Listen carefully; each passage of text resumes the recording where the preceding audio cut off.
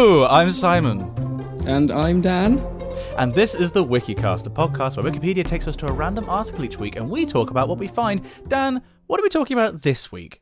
This week, Simon, we're talking about Eudoxus, a Martian crater.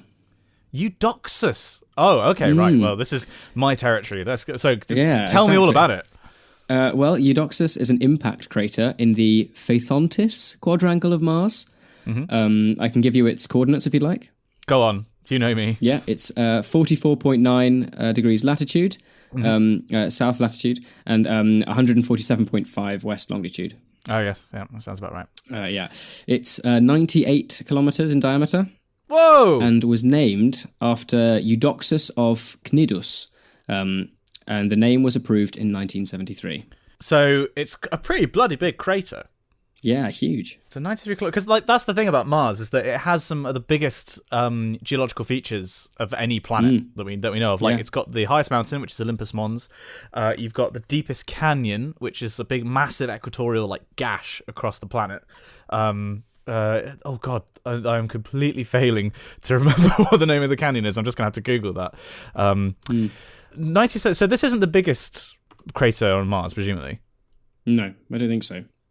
I was just actually on a theme looking at there's an article on the geology of Mars, and there's Valles Marineris. That's the name of the valley. I've just got it. Well, there you go.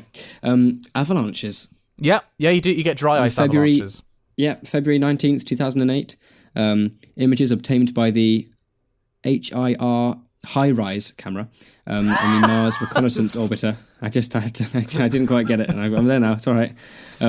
Showed a spectacular avalanche in which debris thought to be fine-grained ice, dust, and large blocks fell from a 700-meter high cliff. Yeah.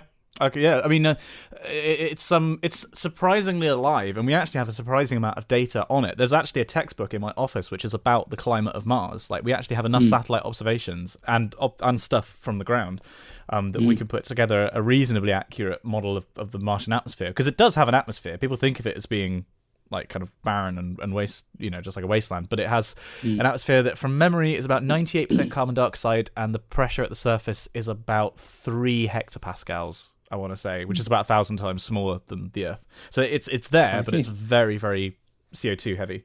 But yeah, no, it's a really, really interesting planet. I actually did my extended project, my 10,000 word essay on manned missions to Mars, and why you can go to the moon in the 60s, but you can't go to Mars even now.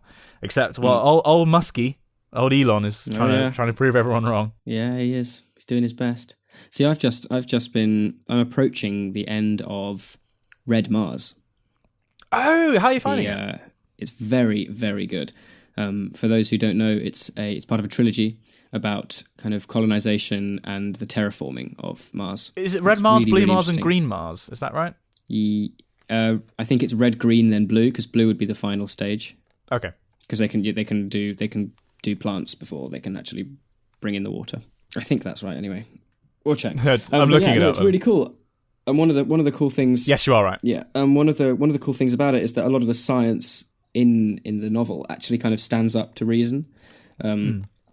It's not, and it really kind of, it nicely balances kind of, it starts off pretty basic, but then throughout the novel, because you become accustomed to it. Yeah, so it's interestingly enough, in this Geology of Mars Wikipedia article, in that first paragraph, from the Greek area, sometimes appears as a synonym for Mars.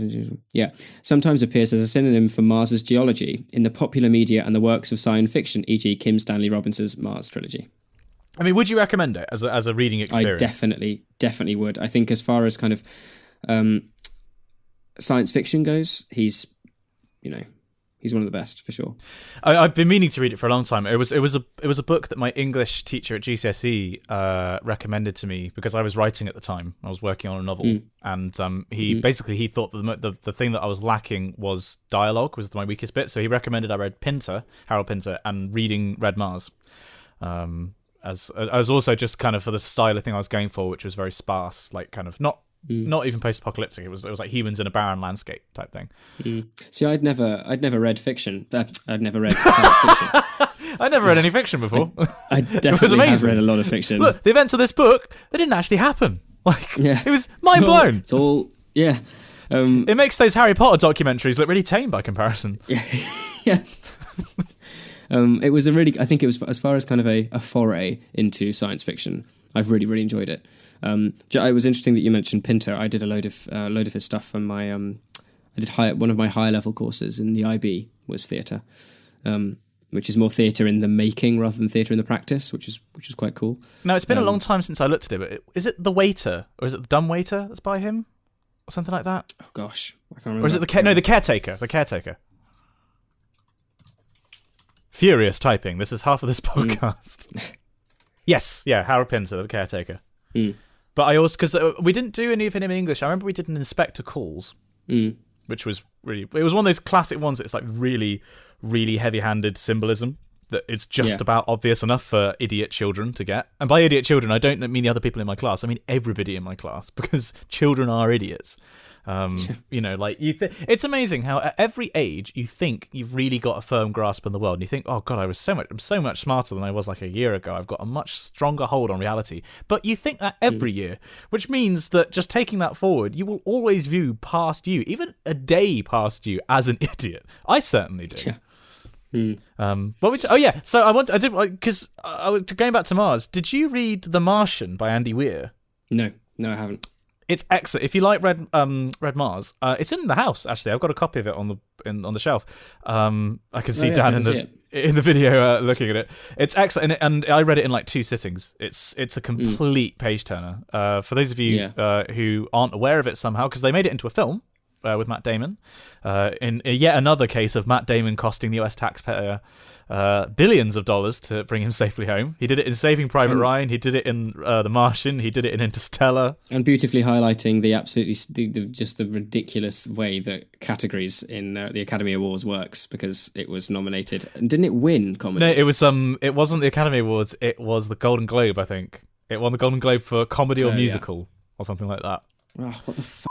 I mean, it just makes zero sense. I mean, I understand there are moments of it of kind of frivolity and it, you know, there's a degree of humor, but there's no way that you can be like, oh yeah, I'm starring in this new comedy. It's on Mars. Like, it's not that at all. It's a pretty solid film, actually. I remember I came out and I think I'd read the book just before going in, so I was that hypercritical mode of being like, oh well, it's not quite like it is on page 75 where he uses a thorium generator. Like I just, you know, it was pretty quite accurate to the book. They simplified a few things. They also managed to convey something which, because it's told in the first person as diary entries, which is kind of, you know, he's writing this stuff down to keep him sane, which kind of makes sense. And they actually kind of translate that quite well. And just looking at the wiki, I didn't realize it was nominated for 7 Academy Awards. Like, it was pretty quite a good film. It was a good film. By no means perfect, but good film. No, definitely. Much like Thor Ragnarok. We have actually had some emails in about Thor Ragnarok. And also about Blade Runner 2049. For those of you who are new to the podcast, this is the episode where Dan and I are going to talk about our opinions on the new Blade Runner. And we also have some emails in, but we'll come into that later in the podcast. My amazing opinions of the film that I'm going to probably see this evening. Oh, for sake! I have no time. We've established you have no time. You do, but no. Okay, no. There is a big difference. You're either on campus working or at home working. I have to be in many different places. Like, just like it, you know. I tried even looking at, like, an alternate sources to see if I could get anything. I mean, it's way too early to see if there was like something where I could stream it with it for a paid, you know, subscription or something. But it wouldn't let me. But I saw it at like 11 o'clock at night. The times that we bumped into each other have been when I've been leaving work at like 10, and you've been leaving a rehearsal, and we're like, oh, it's you. Like, we seem to. For one thing, that's kind of weird that we're like tracking together. It's like we're magnetically attracted. Yeah, we're two kind of astral bodies. Just kind of we get kind of pulled into each other's. Oh no, that's a fan fiction. If you want to write about Dan and I's astral bodies, two asteroids by the name of Simon and Dan. I was thinking of doing that. I was tempted to write a fan fiction of my own, but do it clearly from my perspective. It's like Bodega, where I'd be some. Imagine it was like I was Flash Gordon and you were like, I don't know, a infant Birdman or something, like a winged monkey. Yeah. Thanks, man. Really nice. I might have. Oh, you're welcome. I might have to do that, but for God's sake. Right. Well, I will be giving my opinion, and we'll be going through your emails, and I'm looking forward to that because we're both massive film junkies. In fact, well, I mean, I did want to talk to you about this because this podcast is formed of a few sort of different components, and there's definitely the corner where we talk about the article, and I do want to go back to the article because I feel like there's more to talk about. That's like Wikipedia corner. We have Correspondence corner, where we talk through your emails and answer your questions. I would love it if we had a film corner. And it's just like a regular thing every week, and we talk about stuff that we've been watching. It could be, film/TV, but or YouTube even, just stuff we've been watching, but particularly with an emphasis on film. Film/TV or YouTube would be brilliant because I've just finished episode 5 of Stranger Things 2, and I know you haven't seen it yet, which is fine. Because I haven't had time. Well, exactly, and that's all right. And I'm not going to beat you up about not having time because I understand we're both under a lot of stress. So like next week we can discuss maybe the first episode. Have you seen? You haven't even started season 2. No, I've literally, my days recently have been getting into work at 9, working until about 10 p.m, getting home and doing 2 or 3 hours of CD design and other, like, I've got my videos, I've got the Oxvlog project to do stuff for, and I've got the videos from the Symphonic Evensong, and I've got then there's other videos I want to film. I haven't had time, so I've been working basically 9 until past midnight every day for the past however long it's been nuts recently. It's been so busy trying to fit in. The one thing I have been allowing myself has been the Divinity Original Sin playthrough by Team Double Dragon, and that has been keeping me. I haven't even allowed myself time for that. That's like 20 minutes. I feel thing. That's the one thing, because I think I got to episode 18, and then I haven't seen anything since, just purely because I'm either dashing from one rehearsal space on campus to another, or by the time I get home, the last thing I want to do is sit and watch something that's going to keep me awake longer. I literally just get home and I'm like, right, bed. That's it. No, I like watching the stuff like that to get me to sleep, actually. Like, it's just chilling. It's almost like I have friends here with me that I can like watch them play a game, and then I go to bed. It's like I do that, but I have to listen to it. I can't do, as soon as if there's anything with a screen, it's that light. It keeps me awake. So I often just put a podcast on, stick my headphones in, and go to bed. Which has been amazing now that I've got a new set of headphones. Which I'm go on, tell them, Dan. Ooh, so being an Apple nerd, I invested in a set of AirPods, and they are the coolest things ever. Did you hear that? I did hear that. What was that? That was Michael's printer turning itself on. I think I must have pushed against the power button. So this is the benefits of me not having my own room. This is me living in somebody else's front room. So I've just got like a printer here. There's loads of there's a shelf of music that is definitely going to collapse under its own weight if like a fly lands on it at this point. It is the single most rickety thing I've ever seen in my life. Considering think about how much books are like compressed trees. Basically, it's just like having when you have like a row of books on a bookshelf, you're just putting however long they are of tree on the book, and these books are massive, and there's 1, 2, 3, 4, 5 stories, and they're like 3 feet wide and like a foot deep, so that thing is not going to last. Are they really kind of like bowing out, or it's shells, I mean? I'd estimate it's at like a 15-degree angle. Like it's tilted by like 15 degrees. I just don't want to touch it. He needs to invest in one of our amazing shelf setups like we had for all of 3 or 4 months before you moved out. Well, you still have it. It's not like I took it with me. No, I said we, as in you don't have it anymore. Oh. It's like after you left, we tore that out. It was too much to look at. I couldn't bear it. Yeah. It was amazing. It's so handy. We used to have an IKEA bookshelf, which was all right, but just a really not kind of sensible use of space in the room at all, and you couldn't really put that much on it, and it was quite deep. Whereas then we decided to, with the help of... I was going to say, if you don't mention the fact that your dad basically did it for us, it's like, we're like manly men, we put up our own shelves, like. Hey, I think I'll have you know, you arrived when we were doing the soaring. The actual installation of the shelving brackets themselves was done. That was a group effort from me and Dad and Mum barking out orders, as per usual. Love you, Mum. I can't imagine your mum barking anything out. She's way too nice. Linda, if you're listening to this, you are way too lovely to do any barking. Don't listen to your son. He's barking mad. Well done. Hang on. Just there you go. That's what he wants, isn't it? That's what you want, mate. That's what you want. Bask in it. But yeah, I'm going to bark in it. We had like an actual decent shelving unit, which we can keep all of our books on and all of our music, and then the bottom shelf is reserved for. Well, the bottom shelf's reserved for music scores and bevs. So I can see that we've got a fairly decent stash of whiskies. We've got 2 bottles of port. There's quite a bit of rum there as well. So the rum isn't in fact gone. No, the rum is not gone. The rum is very much there. Actually, that's the Tennessee honey has gone because that turned out to be Liv's favourite. Well, you say that. Her other favourite was Glenmorangie, because I didn't realise that she'd been drinking my whiskey when I had my back turned. So like the bottle, I was like, I swear the bottle wasn't that low before, and yeah, she'd just been sipping at it. Yeah. So no, this is actually something to talk about, because the rum reminds me. Basically, this is going to be the first year ever in my 27 years of existence that I am spending Christmas Day away from my parents.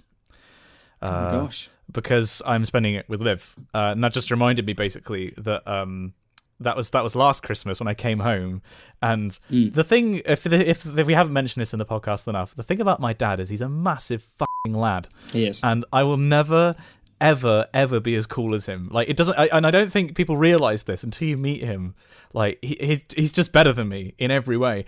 It really like hit home when last Christmas I was just sat. I think I was reading or maybe watching something, and I had like just like a tumbler of Coke, just like Coke Zero, and my dad just comes down the stairs, looks at me, looks at the glass, and is like, "Put rum in it."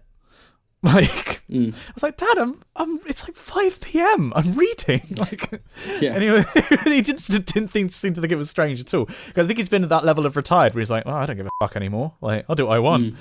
I've just been eyeing up mulled wine. It's in the shops already. Yeah, because it's November, which means it's Christmas. Yeah. Well, you make fun. I just before doing the podcast, because I have the day off today, which is so exciting, and Michael Graham, being the absolute lad that he is, has allowed Chapel to cancel rehearsal tonight, which means that I've got the whole day and the evening and night, which is You've changed your tune about Michael since this time last year. Yeah. Oh, yeah. Well, we're not going to talk about that. We'll breeze over that. We're gonna. There was an incident in the Bath tour this time last year, and Michael did not forget. But yeah, Dan likes him now, so it's okay. Yeah, we're okay. We're okay now. It's our anniversary.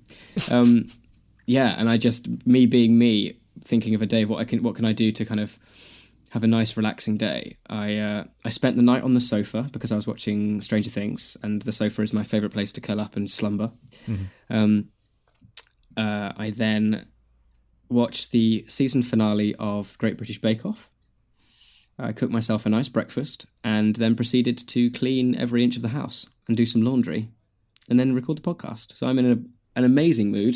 The bathroom is spotless. Ed did all of this while playing Battlefield 1, so he was a massive help. So thanks to Ed there. Absolutely love it. But he's going out to lunch, so I'm not quite sure how he's doing that because he doesn't have any money. But he'll ring you up in a sec. In this podcast, he'll ring you and ask for money. Yeah, he's vacated the house, so we can. This podcast will be interruption free because last week he did actually come in. I don't know if you heard in editing. No, actually, that was impressively quiet. I did not hear that. Yeah, he came in through the door and I just kind of held my hand up and kind of started waving it to be like, shut up, shut up, shut up. And then he just crept through the house and upstairs, it was actually quite impressive. I'm very pleased. Wow, I had no idea. Stealth suit Ed Dunn. Wow. Yeah. Soft-footed.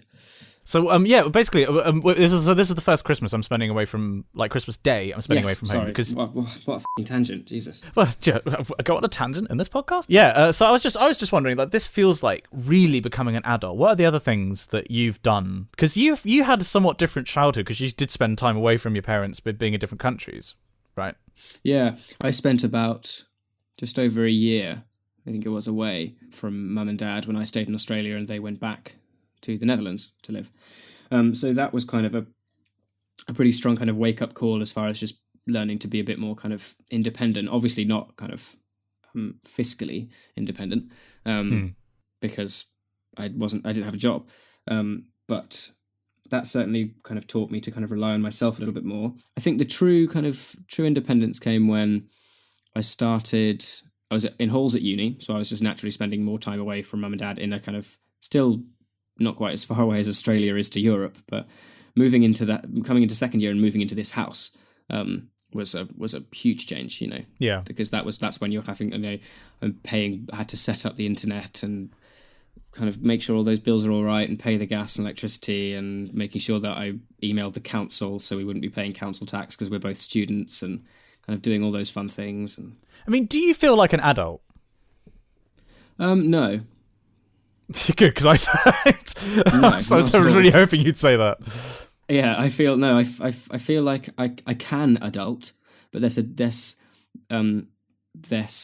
difference in feeling like an adult and functioning like an adult.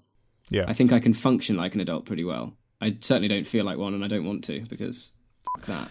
Well, yeah, because like, but when you're a kid, certainly, like an adult is like somebody who has their shit together, and somebody who is like the person you look to if there's a crisis, if something happens, like if there's a fire, you look for the nearest adult. And I definitely wouldn't feel comfortable, I don't think. Actually, I say that. I was going to say, I don't think I feel comfortable if kids came to me as like a figure of authority, being like, what do we do? I think under those circumstances I would, but like, that's when you're in crisis mode. I think it was just like, I don't know, if you had to be the responsible adult for a group of children, as in, if anything happened, it's on you, not them anymore. So I recently had we spoke about a while ago, the Singer's Weekend Away to Waycroft. And being the conductor, that was basically like being the responsible adult of a bunch of children. So I kind of like, I got a taster there, and that, you know, it's tremendously fun. But I think it's certainly acceptable for me, and don't be angry at this, but it's certainly acceptable for me to not feel like I don't have to feel too adulty yet, because I'm only 20. Yeah. Whereas you being 47. 27, thank you. No, sorry, 27. Same difference. You're getting closer. 3 years. 3 years, mate. Yeah, but like, I mean, is 30 really that old? If you're 30, you're basically like in your 20s. And if you're in your 20s, you're almost a teenager. So really, you're fine. Yeah, that's the logic. Don't question it. Just accept it. I'm trying to help you here. I mean, the thing is, I've been. If I look at people who are my age who didn't go to uni or just did their undergrad, you know, they have their shit together way more than I do. Like, I definitely feel like from doing a PhD, but I'm staying in the embryonic kind of stage of being a student. I've avoided growing up a little bit. I feel a little bit like Peter Pan. You know, and so basically, I'd like to think that if I was out in the real world and I had financial responsibility, well, like I do now, I suppose, if I had financial responsibility via a regular job, then I would have grown up a lot faster. I'd like to think. I don't think I'm a fundamentally childish person. So going back to the crater, is there anything else interesting about this? Because we've done our classic thing. We actually did talk about this one for longer than we did last time. But is there anything else interesting about this crater? What was the name again? It was named after. It sounds like a Greek name. Yeah, it is Eudoxus of Cnidus, or Snidus, I suppose, depending on your accent. He was a Greek astronomer, mathematician, scholar, and he was a student of Plato. So interestingly enough, we have it's a gorgeous secular metaphor, in that we've got a connection of space for you. There we go. Wow, gee, you had me on the edge of my seat then. Yeah, and classics for me. Yes, this is true actually. So, because oh my god! I just got a missed call and 2 texts from Ed Dunn. What's he saying? Okay, so bearing in mind I said that he was going out to lunch. Yeah. He's called me and I declined it because I'm recording this, and he sent the first message is, Dan, and he sent another one, can I have some lunch money, please? Oh my god, Ed. Fucking busted. Sake, Edward. So he was on a call this morning, and I when I was kind of lying, it was about, 9:45. I was on the sofa, and I heard him on the phone, and he was talking to, I think, student finance, trying to sort out where his loan is, because in his defence, his loan hasn't come through, which is frustrating. I mean, I say in his defence, he did also, from memory, not send the application off in time, not even close. So it's, I'm not sure that student finance are entirely at fault, but they did say, regardless of what happened, that the late application that Ed sent has been lost. So he has to send another one. Oh, okay. Which isn't ideal. But yeah, I mean, I suppose the short answer to this question is no, Edward. I'm not sending you any money because I paid for your. He asked me the other day for small change. He was literally like he was homeless to go and buy some food. He's like, "Do you have any Dan, do you have £2? Excuse me, do you have £2, mate? I need 2 quid to get into a hostel tonight. Literally. Yeah. Oh, for God's sake. So I was just looking up, by the way, so to go back to the whole Mars thing. Oh god, that's funny.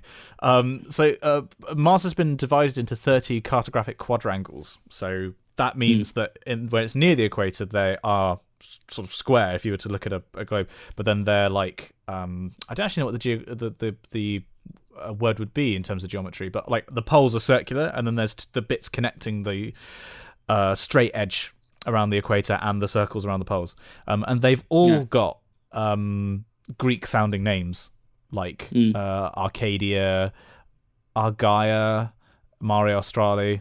What are the? I see. They've all got articles, right? Yeah. The closest crater, named crater to Eudoxus is Hipparchus, who was another astronomer, geographer, and mathematician. He's considered the founder of trigonometry. Oh, cool. Hipparchus of Nicaea. So presumably all the features are named after Greek, scientists, I guess. Astronomers. Or they would have thought of them as philosophers at the time. Yeah, but then depending on where you read them, and depending on which scholarship you read, the name may be changed to the Latin equivalent. Yeah. So Eudoxus's Latin equivalent name is, excuse me, is Benedictus. Oh, really? Yeah, because Eudoxus means honoured or of good repute. From good, and doxa, opinion, belief, fame, like doxology. Because on the moon, everything's named in Latin, I think. Like Mare is Latin for sea, isn't it? Mm-hmm. Yeah. So I guess that there must be different naming sort of systems for each planet. Because I know, for example, all the moons of Jupiter. All the moons are named after gods, aren't they? Oh, I'm gonna have to look that up though, because I'm not sure which one it is. Like Europa. Oh god, what are the other ones? Io. Oh no, it might be. No. I'm thinking of Uranus. They're named after Midsummer Night's Dream characters, I think. All the moons, because there's so many of them. Oh right. Yeah. Like because presumably that's kind of cool. We can actually like standardize all of the particular names around a particular planet. It just so happens that Mars is the Greek planet. Is there anything more interesting about this crater? Like, is there anything unique about it, or is it just happens to be a massive off crater? Not especially. I mean, it's got some gullies, which is rather exciting. I suppose. Love a good gully. Ooh, cheeky gully. Rubs the knees. Oh. Rubs the knees. Yeah. I'm just wondering if there's anything interesting about this Phathontis quadrangle. Riveting. Oh, yeah. The name comes from Phaethon, sorry. Phaethon Greyjoy, he was the son of Helios. Oh right, the sun god. Mm-hmm. Who rode a chariot across the sky. Yes. So he was the son of the Oceanid Clymene, and the solar deity Helios. Right. The family trees in Greek mythology are mental. Like, I've never been able to even begin to wrap my head around most of it. There's a text. I think, is it Theogony? Yeah. By Hesiod. There's a book called the Theogony, which is often paired with Works and Days, another one of his works. But it's basically a book outlining the genealogy of birth of all the gods and their respective kind of family trees and how things go down, and it's just so it's like an official codex. Yeah, basically, but it's like such a heavy read. It's very cool. But obviously we read it in English, but it would have been originally kind of in proper kind of epic dialect. So yeah, I mean, is that a word that would have been? Is that a work that would have been written down, or is that a work that was sung and then later written down? It would have been later recorded, probably. The vast majority of classic texts, certainly Greek, early Greek, would have come from an oral tradition. Yeah, and then would have been later written down, which is why people say like identities and characters such as like Homer.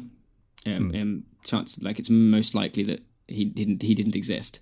It was just because you can only trace the oral tradition back so far, which is interesting too when you consider we spend so much time translating these texts from the Greek or Latin, and get kind of caught up in which is the most accurate translation when we're not even sure that the original, like the text that we've got in the first place, is one of thousands of different kind of changes. Because basically, it's really interesting the way that these poems and stories would have been retold is that rather than it being memorized, you'd almost treat the story like you had a set of flashcards.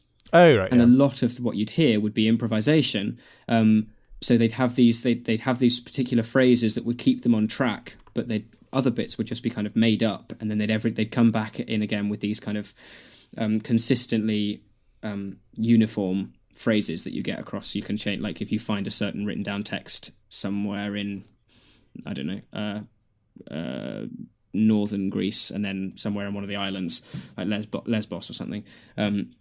There'll be certain lines that are the same, and you know that from a kind of the tradition of it being recited, that would have been a standard just to keep them there and keep it all kind of locked in place, and the rest of it would have been kind of made up depending on the audience and depending on the time, and it's pretty. Well, pretty cool wasn't this also the case for Shakespeare's plays, that what is written down would have been sort of like as performed, it would have had lots of variations, and what was written down was kind of like an aggregation of all of that. Yeah, it's comparable to plays that happen today. I'm sure like the amount of time in film when the people will go off script, and it's up to a director or probably less so a director in Shakespeare's time, but more the benefactors, making sure it's okay. I don't know if you read, there was a really interesting article in The Guardian, I think 2 days ago, where some academic scholar thinks he can prove Shakespeare's identity, and that he is buried in, I think, Poets' Corner in Westminster Abbey. What? So is there some doubt about whether they buried the right guy or something? No, there's just doubt whether William Shakespeare ever truly existed, or whether it was like an eponym. Yeah. So they believe, or this guy believes, that... here we go. Edward de Vere, 17th Earl of Oxford. Alexander Woch says he deciphered encryptions in the title and dedication pages of Aspley's edition of Shakespeare's sonnets of 1609 that reveal the bard's final resting place. And when he says deciphered encryptions, they literally mean like there are like clues and hints, both metaphorical and physically, how it's laid out on the page, as to be kind of, it basically sounds like something out of Angels and Demons, Da Vinci Code? or Da Vinci Code, or like that kind of. It's really, really interesting. But yeah, they believe that he was Edward de Vere. Oh, that's interesting. Because I mean, when did that the tradition of actually writing a massive work rather than it being just a written down form of an oral tradition? When did that become the norm? Was this presumably it's before Shakespeare, like it started to happen? Yeah, definitely. Probably, I suppose you'd be pretty close with saying something like, oh no, what was it called? I did it in my first year. Talk amongst yourselves. The Arthouse section? Readers. No. It was... Oh, this is going to really, really bother me now. Hang on. Simon, Phil, for a moment. I need to do a bit of digging. Okay. Sorry, I realised, the dear readers, that we have delved down a particular rabbit hole. Oh, got it. I don't even have to look there it you up. go. Never mind the apology. Fuck you guys. Okay. Yeah, the Epic of Gilgamesh. Yeah. would probably be one of the earliest ones. Oh, really? So that wasn't an oral tradition. That was written down. I believe so. Oh, so I assumed that was it was written down. It was written down sooner than, as in, like, it wouldn't have just been written down because they would have heard it. It would have been a poem that was recited. Oh, right. I didn't realise it started so soon. Okay. The Epic of Gilgamesh is an epic poem from ancient Mesopotamia that's often regarded as the earliest surviving great work of literature. The literary history of Gilgamesh begins with 5 Sumerian poems, so they would have been part of a work rather than just being written down on tablets, though, not paper. So the Sumerians were legit as fuck. They were so cool. Like, I love early ancient history like that. The first civilizations, which basically means the Sumerians in Mesopotamia. Like, that's so cool. Mm. Yeah, you're really interested. No, I've found a page about the 10 oldest known surviving books in the world. The oldest pieces of writing are like the Temple Hymn of Kesh and the something else. There's like the what was it? The Royal Standard of or something like that is one of the oldest.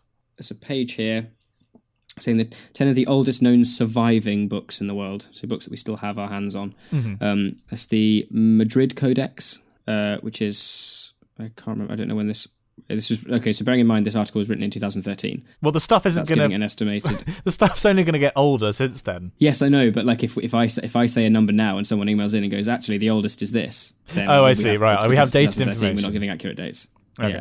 Yeah. The Gutenberg Bible. Is that one of the oldest books in existence?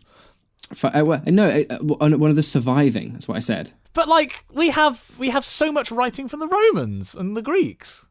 Yeah, but are they truly books? Oh, I see. This isn't just sort of writing. This is I see. Okay. No. So when I said oldest known surviving books, what I meant was cryptically the oldest known surviving books. So, yeah, I wasn't taking books literally. I was just taking it to mean works of writing, I suppose. So there's a Book of Kells. The Book of Kells is kept in Trinity College Library in Dublin, Ireland, and is thought to have been created by the Celtic monks around 800 AD. The book is incredibly ornate, illuminated manuscript gospel book written in Latin containing the 4 Gospels of the New Testament. Its estimated age is 1,213, 14, 15, 16, 17. 1,217 years old.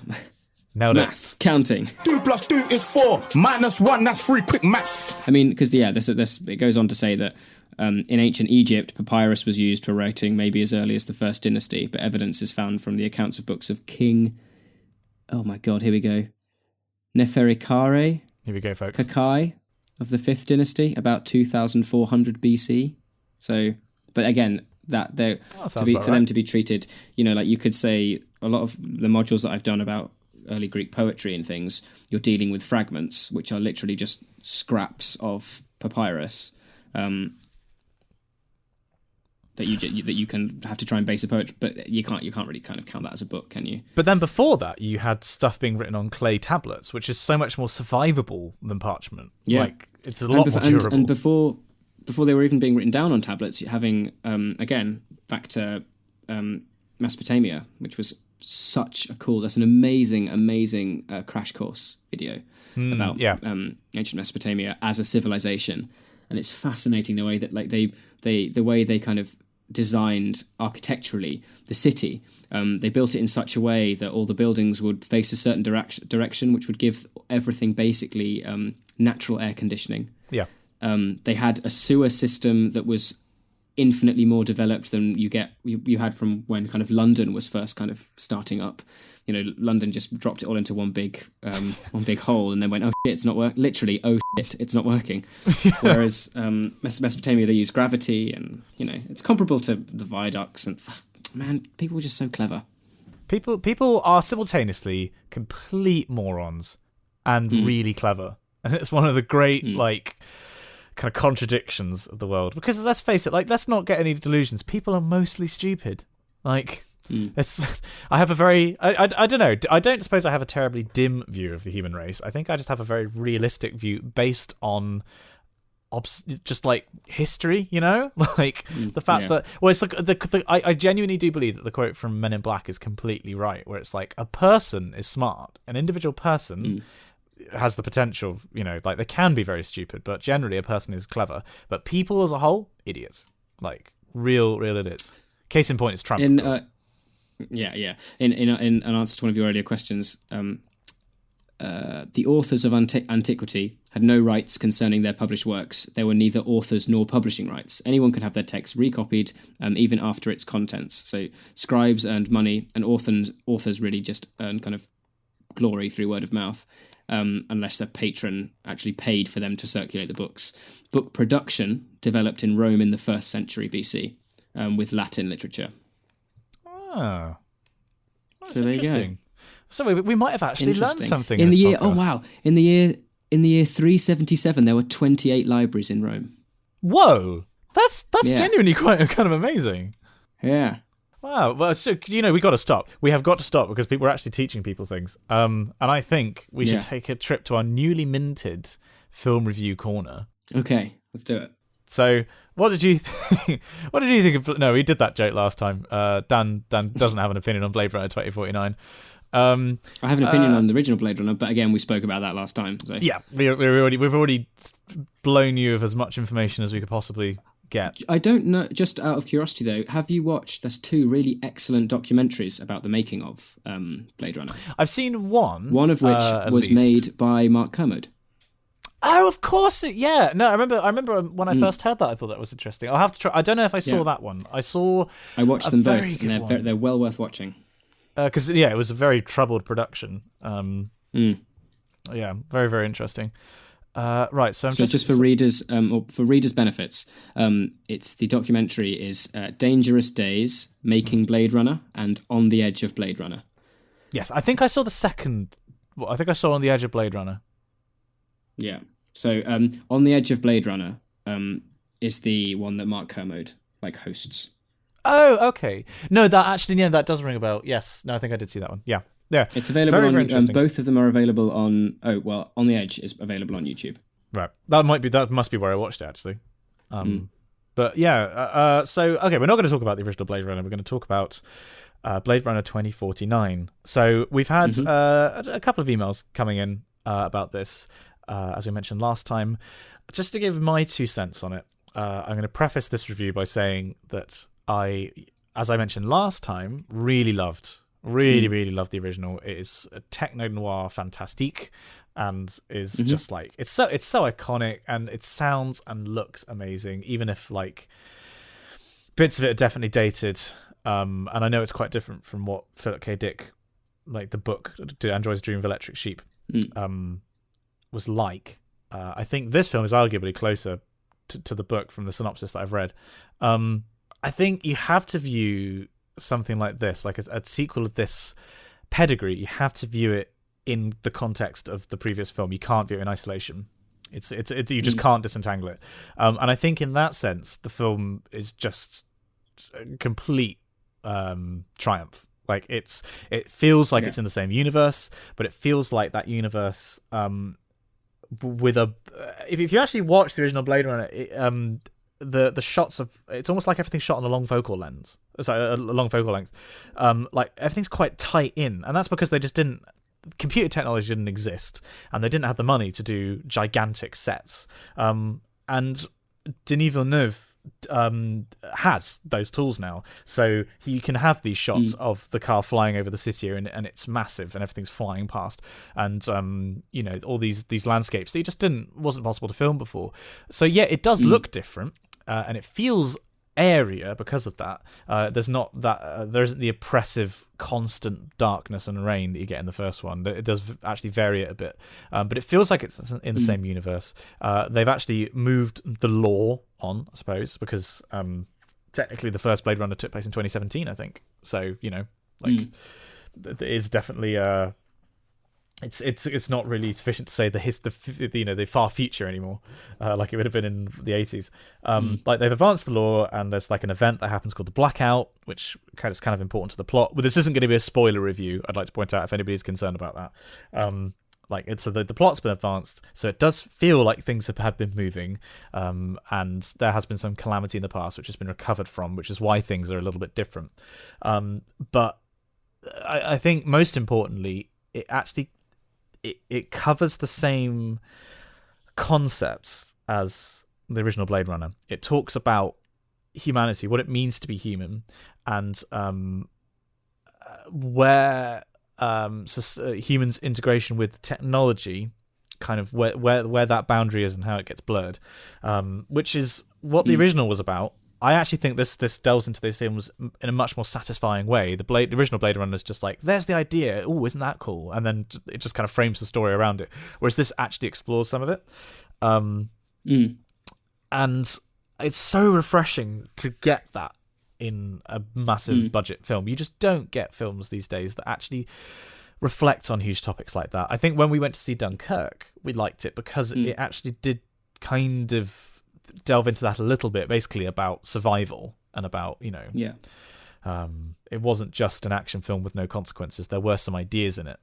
And that definitely felt like in this. So I came out of the cinema and I was like, it was just fantastic to see proper sci-fi with big ideas, like episodes of The Next Generation that they dedicate to what does it mean to be human, or racism, or sexism, or whatever, and they actually do it in a big budget way. And then it looks and sounds fantastic. I really like the score. The cinematography is fantastic. Roger Deakins, please get an Oscar this time round, because my goodness, you're overdue for it.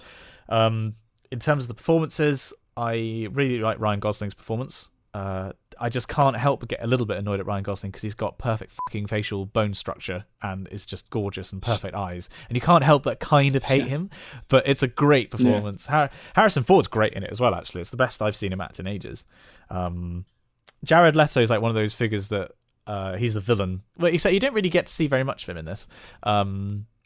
He's a figure that is quite divisive, but I quite liked him in this. He didn't bother me too much.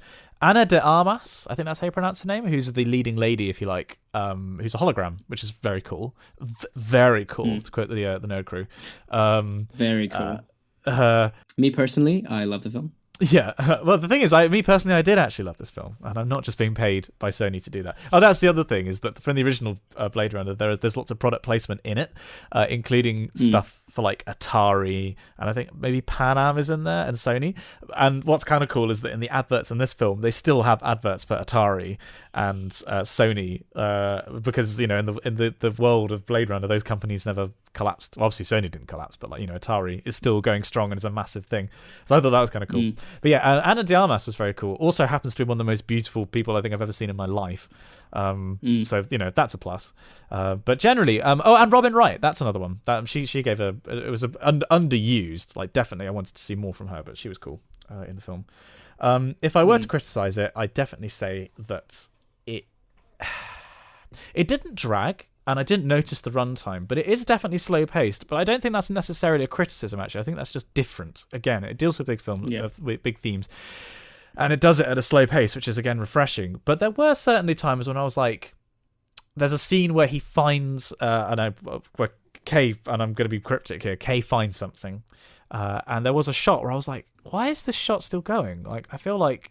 This needs to be about half as long as it is, and like the music, it's like very profound moment. But like I was like, come on, like this is a bit too slow now. I definitely criticize it for that. I don't know, really. I when I came out, there wasn't very much negative I had to say about it. And thinking about it now, I just really it was. I think refreshing is the key thing. It was different. It was a slow burn film, and I just really liked it, and hopefully when you see it, we might have to have a little quick addendum next week for your take on it. But I think you'll like it. I really because you like Dunkirk so much, I think you'll like this. Yeah, I'm so keen to see it, and equally with your thoughts on Thor Ragnarok, I'm really curious to see how my kind of opinions on that line up with yours. I kind of want to see it again. I wouldn't mind seeing it with you, actually. What are you doing tonight? Editing. Okay. Cool, because it's just with no chapel. I was just looking at showtimes actually at the moment. There's also, I'm really keen to see The Death of Stalin. Oh yeah, is it Iannucci who's done that one? Yes, Iannucci, Armando Iannucci. Yeah, I wouldn't mind seeing that actually, if I get the time. Again, time is a genuine issue. Once this CD is finished, like the design for this, I should be a bit more free. Because we've got to go purely because it's got our Lord and Savior Jason Isaacs. Yeah, we do. For those of you who don't know, he's Jason Isaacs is a massive figure in the Kermode and Mayo film podcast, and we also just happen to like him as an actor. So seems like a solid guy. He's just awesome. He's just a really nice guy. I think his performance in Star Trek Discovery, the most recent. I haven't seen this either. But you've been watching it. It's really good. It's by no means perfect. It's trying to appeal to a wider kind of audience, not only in terms of their kind of demographic breakdown, but also their kind of personal experiences with Star Trek. The budget doesn't look too bad. It's riddled with CG, and for a lot of the time, the CG does actually look really good. Having said that, the amount of effort that has gone into costumes and makeup for for one of the, no, I forget the name of the race Klingons of the first officer. No, I mean the Klingons are great, but there's this one. He looks a bit like a bug. He's really, it's really really cool, and it just looks amazing. Like you can tell that a lot of effort's gone into that. Also, what's really cool on Netflix is the languages that they cater for are fantastic, but you can actually choose Klingon in its written form as a subtitle choice, which is just cool. Amazing. It's you can tell it's been put out by people who really love and care about the franchise. No, I mean, I definitely want to watch it for sure. When I hand in, there's a load of really great films out at the moment. So going back to talking about Blade Runner, we do have some reader reviews. I'm going to censor these because there are some spoilers in these, but there will not be spoilers in this podcast. Orpheus even, who is from Switzerland, has sent an email saying, a long-time reader, first-time writer, kill the animals and save the frames. Oh wait, this isn't AGDQ. What's that a reference to? AGDQ. Hang on. Sorry. So Orpheus, I'm just going to have to AGDQ, wasn't it? Or awesome games done quick. I'm not aware of that one. Okay. Basically, they've written in saying there are two sequences in the film that really stuck out to me. The first is when Kay meets blank, that name redacted there, who... Oh, that's also redacted, blank, for the first time. When Kay meets an important character for the first time, and they ask him to think of something. I'm just going to have to... the voice is back. I'm just going to have to look through to see how to not spoil this. Oh, I see. Basically, making the point that it doesn't patronize the audience and it makes them use their brains, which is definitely something I agree with. As a film, it sometimes it does spell out stuff a little bit, but it's generally does make you think in a similar way to, again, Christopher Nolan. I felt that I, as a viewer, was directly being spoken to. It was an insanely simple yet powerful effect that allowed the audience to bond with the protagonist. Agree? Yep. And then the second moment is when Kay revisits. This isn't a spoiler. Revisits the junkyard and finds blank. The build-up, this is all caps, the build-up was absolutely insane! Again, I agree. This is the sequence that I thought did go on a little bit too long, though. I have no recollection of exactly how long the sequence was. It could have been seconds, minutes, or years. I couldn't breathe. I couldn't move. I was totally paralysed. The music was so powerful that it completely took over my senses. I'll remember it for years to come. My friends and I definitely released a simultaneous holy f*** right afterwards.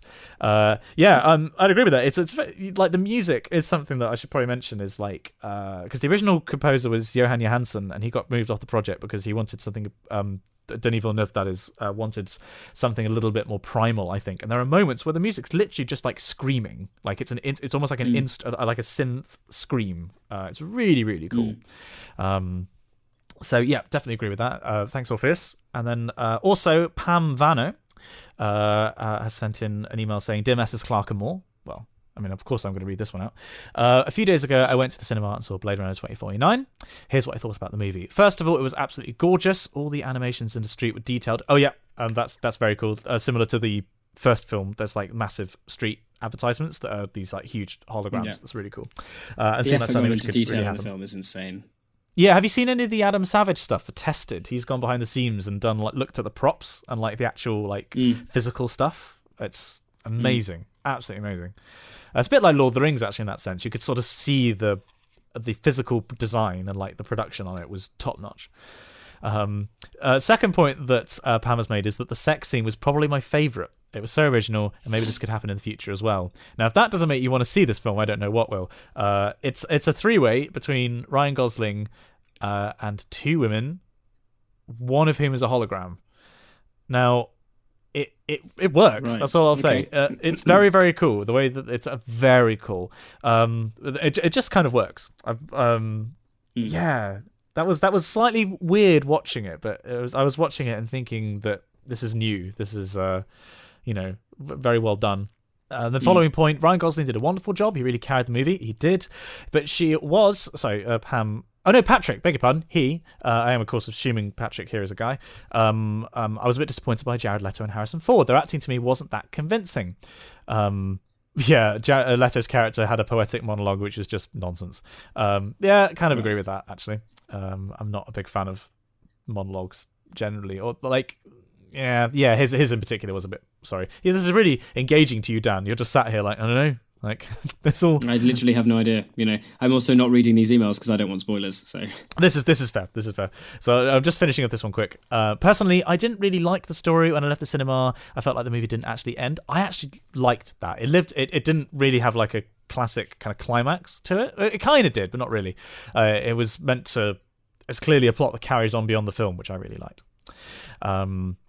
The idea that it doesn't matter whether you are oh dear, okay, that's redacted, that's a spoiler, yeah, I kind of disagree with you on that one, Patrick. And then in the end I was just a bit disappointed. I really liked Villeneuve's Arrival, Prisoners and Sicario, and in the end Blade Runner didn't live up to my expectations. Well, that's interesting. I've got to say, thank you for the email, Patrick. I definitely would disagree. I thought it definitely lived up to my expectations, but there we go. People. This is the good thing about films. People disagree. I think just to make sure that you don't go completely insane, Dan, we should probably move on to now Correspondence Corner, which is just over a little fence from Film Review Corner, because over a little fence. Yeah, we're moving on from one section of emails to another section. We're just turning around and wandering into the other corner of this small room that is the Wikicast. So would you like to small but ever growing room. Yeah, we're expanding. We're going to put another story on at some point, or quite possibly actually. Yeah, we're going to get conservatory. Well, conservatory first, and then another story.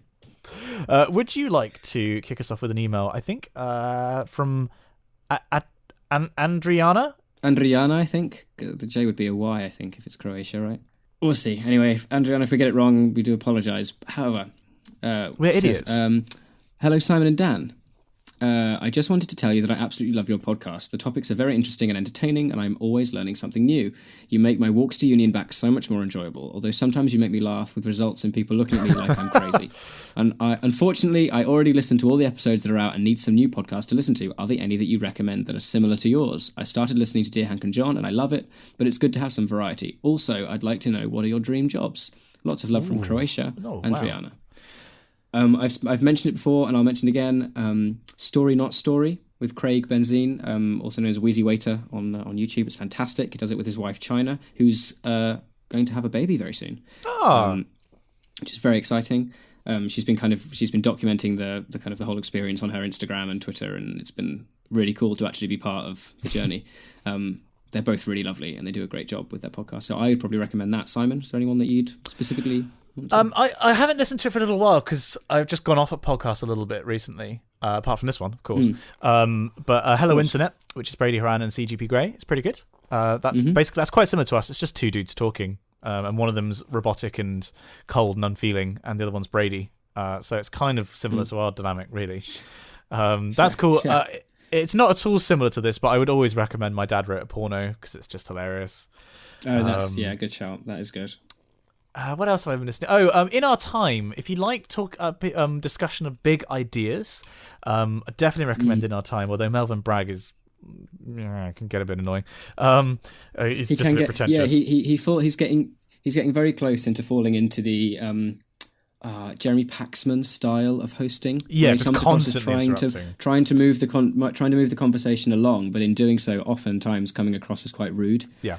He doesn't do it nearly as much as Paxman, who I personally really can't stand. Annoyingly, he was given an honorary doctorate at Exeter University last year, which I don't think he deserves because I think he's a bit of a twat. But, Jeremy, if you're listening, fuck you. There you go. So it's unlikely, but there we go. But yeah, no, In Our Time is fantastic. I was walking to work the other day, and there was a really, really interesting discussion of Kant's categorical imperative. Yeah, I listened to that one. That was a really good episode. Yeah, really, really cool. So the way that In Our Time works, it's on Radio 4. They have a general In Our Time, where they kind of the most interesting and kind of general topics they talk about, but they also do breakdowns for In Our Time science, In Our Time philosophy, In Our Time history, In Our Time. There's loads of different ones. So just search In Our Time into your podcasting service of choice.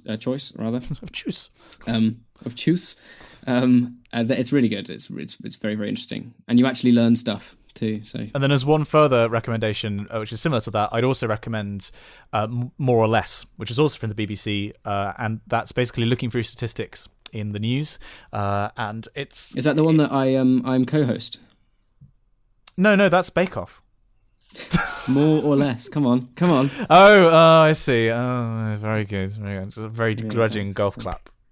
Yeah, there we go. Thanks. Yes, no, more or less with Tim Harford, which is excellent. It's very, very good, and it breaks down. It's important stuff. People don't understand statistics. Again, people are idiots, and they're particularly idiots when it comes to numbers. So that's a good one too. I definitely fall into that category. But words are cool, so don't worry. If you're not a numbers person, it's completely fine not to be. You might be like Dan. And the other question was, what's your dream job? Gosh, I really have no idea. I want to be doing something creative for sure, but to be honest, I don't know. I really don't know. The idea of working in production would be amazing, either as a host or as a writer. I'd really, really enjoy that. Whether that's in a visual medium like TV or film or radio, I'm not sure. But yeah, I don't know. This is why doing the podcast has been a really interesting foray into kind of the media world as an oral or visual medium, rather than what I'm used to as a written medium. You know, like I've written some articles and sent them off to places when I was at school, or I did a kind of like an internship for a couple of weeks at a newspaper, and that was kind of interesting. But I think the way forward is online media. Certainly for the demographic that I want to kind of address and the issues that I want to talk about. Really, if I could pick and choose, I basically want to be Louis Theroux. to do his work I think is amazing. I think his attitude and approach to documentary making, I think it's spot on. It's hard hitting, but it's genuine, and it's also just it's interesting in the way that it's shot. The actual production value of his work is really, really interesting. So yeah. Well, it's evolved. Imagine if we got him on an anniversary episode. We got him on, and we could do like an interview with him. Oh my god! I'd wear my t-shirt. Oh yeah, that's true. Dan's got his own Louis Theroux t-shirt. I did actually want to ask that to our readers, because we've never had guests on here, and we're episode whatever we are, 15, 14.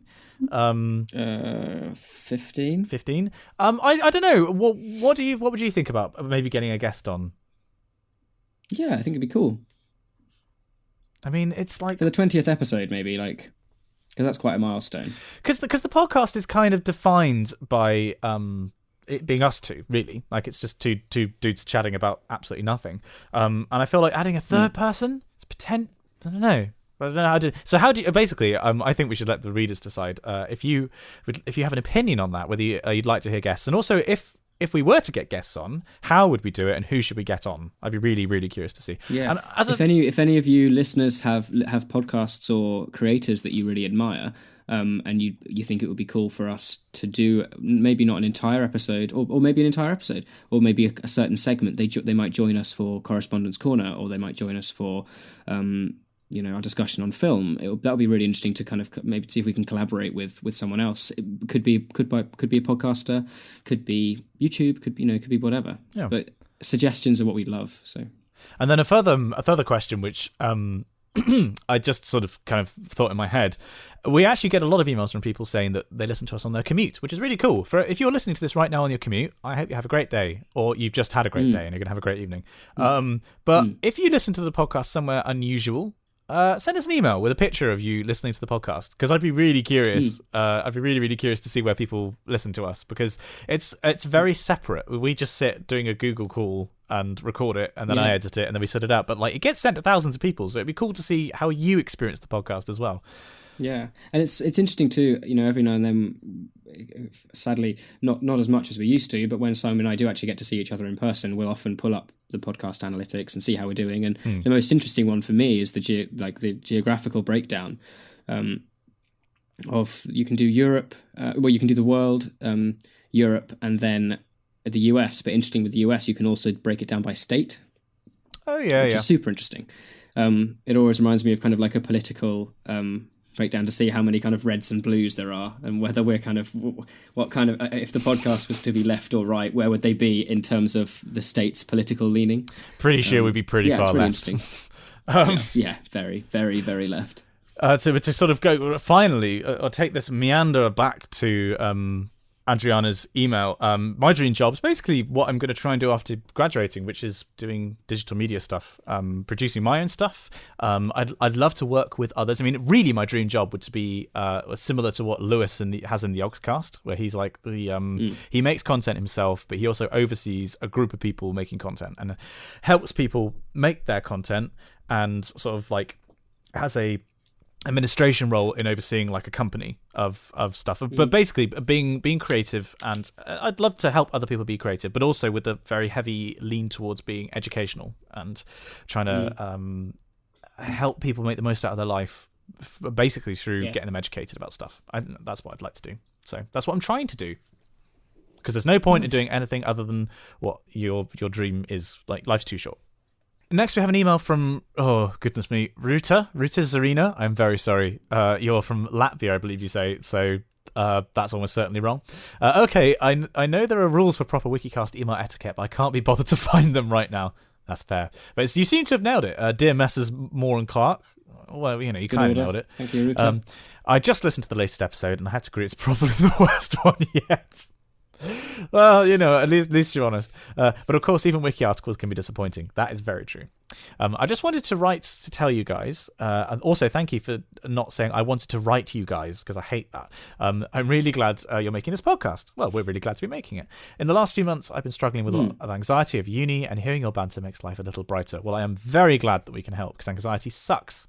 Incidentally, if you haven't read it, and this isn't just to you, Ruta, I mean to everybody, definitely read Turtles All the Way Down by John Green, because it's a very good book about anxiety and about mental illness, especially revealing, I think, if you haven't had a mental illness. Sorry, to go back to the email. Your debate about cats versus dogs is hilarious, because I think the personalities are the other way around. Dan is like a cat and Simon's like a dog. Is that fair? I'm not sure I agree with that. I feel like It's an interesting reading of the text. I feel like you need a little bit more backing up of your thesis, but yeah. Cool. I don't know. I could see that. I can see that. I suppose I am quite dog-like. Yeah. I don't think I'm like a cat at all. No, you definitely are a little bit like a cat. You're like, how am I like a cat? If you don't like somebody, you're just like, yeah, fuck you, and then like walk away. I can imagine, how cats slink off after they just look at you and be like, dismiss him, and be like, no, and then walk off. That is you. That is so you. Yeah, true. I mean, given my treating of Jeremy Paxman, I feel that's actually in this podcast. Whereas I'm like, hey guys, I've just met you and I love you. Like, I feel like maybe you do have a point. She does have some. Okay, Ruta, maybe you're onto something there. She does have some questions. Here's a vague question for Simon. How/when/why did you go vegetarian? Do you ever struggle with it? I went veggie in my my penultimate year at Oxford. I did it for Lent and then just kind of carried on. So I've been doing it for 5 and a bit years now. I went veggie because of environmental reasons. It's the simplest way, the biggest change you can make to your daily life and reduce your carbon impact. I did a video about it, actually, about how you can basically, by turning veggie, makes you have a much, much smaller impact on the planet.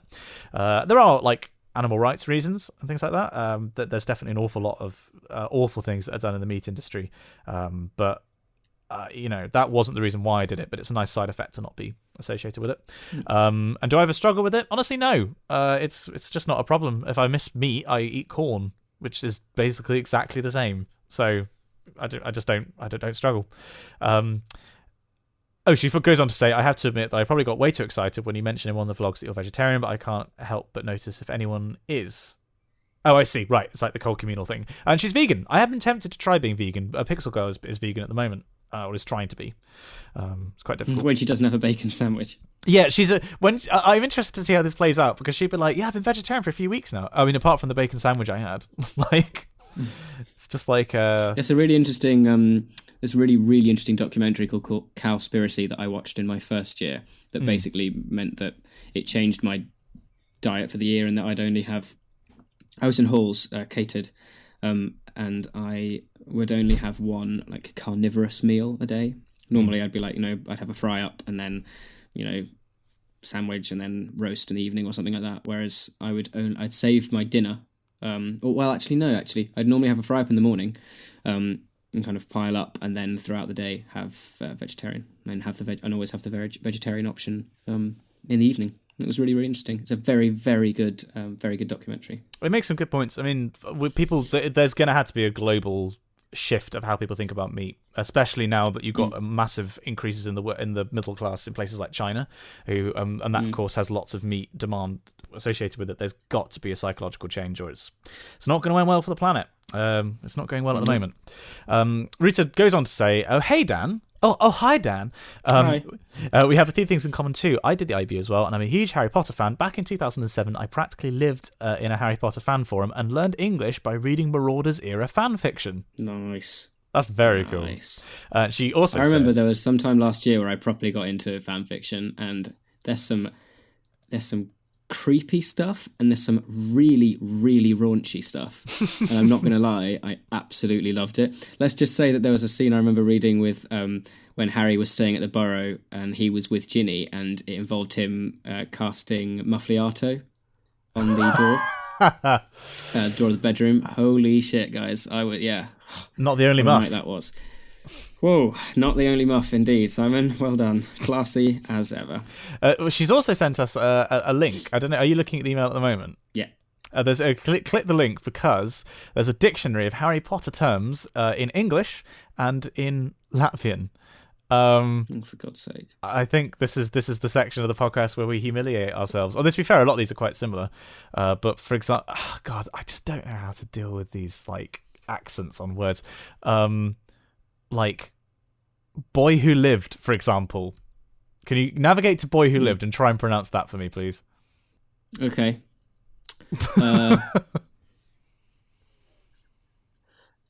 Is Zivo Juse's Zens? There are how many consonants in a row? There's Z, D, Z. There's it is Zivo Juse Zens. I literally don't know. Yeah, nice. This is Bless really you. impenetrable. Oh, thank you. Could you possibly pronounce the Committee for the Disposal of Dangerous Creatures in Latvian for me, please? Whereabouts is that? It's between Comet 260 and Committee on Experimental Charms. Okay. Bistamu radijumu Liksvidasitias komizija. I mean, I would pronounce it, but that's exactly what I'd have said, so there doesn't seem much point. And actually, tell you what, I will do one. Could you possibly... Oh, hang on, where is it? Oh, I could have to find... Yeah, right. I'm going to try and say something, and I want you to follow it with the word ooh. Okay. So, Kinas Ugunslode. Ooh. That, of course, is Chinese Fireball. Yeah, nice. I knew it. I didn't even look at it, and I knew exactly what it was going to be. Chinese Fireball. Ooh. Thank you for that one, Rita. I like that. That's all. Greetings from a library in Copenhagen. I do like Denmark. I'd love to visit Denmark. Yes, thank you, Rita. Also, age is a compound fraction. 23 and 11/12. Like it. Superb. That's a Dr. Jonesism you picked up. Superb. Tenors, you shall come in on my first whistle. Altos, you will go on my second whistle. We've got an email here from George M. It's a short one. It's Coral Sponge Dance Corner. Dear Comic Sans haters, in my last email I made Simon so angry he had to eat jelly beans. I'm not sure if this is a bad thing or not. I'm currently in a third year of a Masters of Physics and Astrophysics degree, and I have a lecturer who writes all his lecture slides in Comic Sans. Also, as to the cat or dog argument, I prefer Comic Sans. Kind regards, George. Yeah, Thanks, George written in yellow on a white background in Comic Sans. You glorious. Amazing. That's you've become the Sips of this podcast. I love it. Following up from our film discussion earlier, there's actually an email here from Keegan Amreen, who has written to us before. Gentlemen, nice way of getting around the order. I quite like that. First, I don't agree with Simon's assessment of the previous week's episode being primarily nothing. I love banter as much as the next guy, but I'm mostly here for just plain chatter because I think you're interesting people who talk mostly about interesting things. You'll never hear me complain about choir content. I would definitely not call this your worst episode, though to be honest, not sure which would qualify as the worst. Well, thank you. That's nice to know you're on our side. Man. He has also said, yes, Dan, you should watch Airplane. You really should watch it. It's the funniest film ever made, in my opinion. Now, he's also basically talking about the idea of favourites that we talked about last episode as being something that something you enjoy rather than something that's objectively good. And he's given his favourites, which are The Lord of the Rings as one film, which is it's slightly cheating. But Extended edition, obviously. The Monty Python and the Holy Grail, which is, I think, very understandable. Love that film. It's a Wonderful Life. I've not seen that. I know it's the one with Jimmy Stewart in, and I know it's a classic, and I know I should watch it, but I haven't seen it yet. And Moulin Rouge, presumably you've seen that. Brilliant. Yeah, of course. Love Ewan McGregor. Hopeless romantic, yeah. Want to live that bohemian lifestyle. I've definitely seen it. You're the kind of person that wants to die of tuberculosis by my age. Just like to make a pretty corpse. Well, as pretty as you could hope for. Still got 7 years, hey. I'm just going to have a really great 7 years. You could do 2 degrees in that time. Oh my God. That is terrifying. Amazing. Yeah. And then lastly, The Curious Case of Benjamin Button. Not a film I've seen. Not a bad film. It's David Fincher, isn't it? It's not bad. I think so. Because I really like David Fincher. Is that also Matt Damon? No, that's Brad Pitt. You're right. Keegan finishes the email by saying, "Don't let yourselves get too breakdowny. Your internet friend, Keegan." Thank you. My breakdown last time was really quite something to behold when I was editing. So, Got another email here from Alex Nash, subtitled Thor Ragnarok. Dear Dan and Simon, sorry Simon, but the other way sounded weird, like dad and mum. Yeah, I get you. Yeah, it just feels right, doesn't it? Yeah. I disagree, but all right. Love your podcast and everything like that, but I felt exactly the same as Simon when it comes to the new Thor film. Oh, don't read on then. Don't read on. There's spoilers. Hang on. Let me paraphrase. As it was pretty much a non-stop comedy, I think kind of sums up. Yeah, but I mean, it feels the same way. He then at least does good on you, Alex, for prefacing your spoilers with a massive all caps spoilers. Yeah. I completely agree with your criticism. I will say that. Sorry, I've completely gone swept in there on your email. Yeah, sorry. Over to you. Given that rant is over, which I didn't read and couldn't, just wanted to say that last week's podcast was rather enjoyable, even if you didn't think so. That's from Alex, age 15 and 8/12 years old, from Birmingham. No, I like the fact that that was exactly how I read it in my head as well, because he spelled it as Birmin apostrophe am. Birmingham. Nice. Next, there's an email here from Jake. How would you pronounce that surname? Leah? Leah, I guess, yeah. It's Leyhr. Leah. Oh, Ed's here. Ed's just arrived. Oh, go on. Is he going to ask for money? He literally is going to open the door and be like, damn, mate, have you got any spare change? Edward, I'm recording. I know. How was lunch? Lunch was very good. Who paid for it? Someone. Wasn't me. I saw your call and your text, and we spoke about it on the podcast. I'm glad that you've got some food in you. That's nice. Okay, so Simon, you were saying Jake. Yeah, Leia. I would pronounce that as. So Jake says, "Dear Messrs. Clark and Moore, thank you. I have a question mainly for Simon, the answer to which might be slightly biased given the timing. What do you think about the convention of writing up all of your work into a thesis at the end of a PhD versus the slightly newer system that seems to be common in at least some European countries, where instead of working for 4 or 5 years and then writing up a massive thesis at the end, you do regular publications and then you just bind them together back to back and you slap an overview at the beginning and submit it. This strikes me as a much better way to encourage publications and write better, breaks a PhD into more manageable chunks and reduces the workload. I completely agree, honestly, because the way that we do it in the UK, and I think you do it in the US as well, to do a massive thesis. You never write a thesis again in your life. You never write anything close to it unless you do a textbook. It does, and it's nothing like what you do in academia. You know, the way that academia works is you publish papers. So it does seem silly to me that you don't get assessed on submitting papers like you suggest, like do 2 or 3 papers or whatever it is as your thesis. I completely agree. I think it'd be much less stressful doing it that way, especially considering I'm right in the middle of the stress of writing up at the moment. I had a great morning writing up my thesis today. I was just like, blam. Like I'm rewriting this new chapter, and there's 6 or 7 pages now, this new chapter at the beginning. I'm like, holy fuck, this is good. Like, this is like real science going on here. Like, oh, look at that fucking graph. It's very good going at the moment. But yes, it's very stressful. As you've heard, I'm working all the time. So yes, it's somewhat biased, but I definitely agree with you, Jake, that that this new way of doing things in the European way is just better, I think. Got an email here from Dan H. The subtitle, Did You Ever Hear the Tragedy of Darth Plagueis the Wise? Very nice. Very nice. Well, I'm not going to tell it to you. I'm not a fucking Sith. Is how the email starts. Strong. Very good. Strong. Dear Messrs. Clark and Moore, Clark is the only part of this email that is font typed to Comic Sans, and it's also rainbow. Oh. Sorry, Simon, price of being first, says Dan. He says, I'm a recent reader of the podcast, thanks Imogen. So Imogen's actually, she's in the choir with us, and read it on my walk to work every morning. It helps me pass the time with a style of witty and tangential banter, although softcore pseudo-erotica at 8 in the morning is a bit weird to start the day. So this is her Very brother? true, I agree. Presumably. Yes, yeah, this is Dan, who I actually met in Bath when we had Chapel Choir went up there for a tour.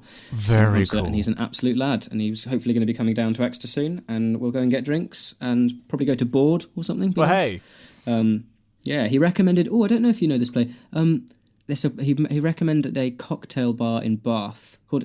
I think it was the Black Horse. Don't know. I don't know cocktail places in Bath. Or something about a horse. I think there is a pub called Black Horse. Unfortunately, we didn't get round. But if he comes down, we should definitely either do Board or there's Dr. Ink's Curiosities, which is an amazing cocktail bar, and the book cover, which is like a 1920s themed speakeasy, which is super cool. So yeah, go there. love it. Dan, get down here, please. Just a few thoughts before my question. Simon, surely your favourite font should be Computer Modern Roman. Yes. It's a very good font. Yeah, LaTeX default font. LaTeX. And every time you refer to Dan as a shrew, I can't help but think of Sniffy's drawing of Trot with the shrew eyes. Not LaTeX. It's LaTeX. Oh, I don't know these things, do I? LaTeX is default. LaTeX default font. Latte. Yeah, I think I'll find the X is silent. Latte. And he says, and every time you refer to Dan as a shrew, I can't help but think of Smithy's drawing of Trot with shrew eyes. He says, we hatters are everywhere. Oh, like the little tiny walrus eyes, like the. Yeah.